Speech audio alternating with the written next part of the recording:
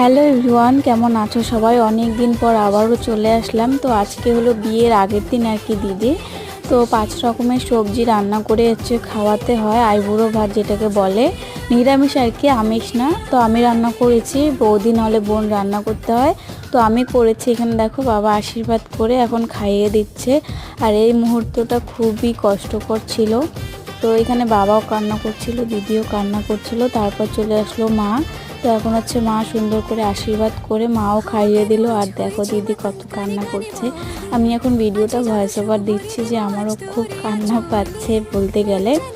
তো দেখো এদিকে এখন মারও হয়ে গেল, এখন আমি খাইয়ে দিব। তো 5 জন নাকি মেয়েও লাগে, তো আমি প্রথমে খাইয়ে দিলাম আর ও আমাকে খাইয়ে দিবে, তারপরে 4 জনকে আর কেউ খাইয়ে দিবে।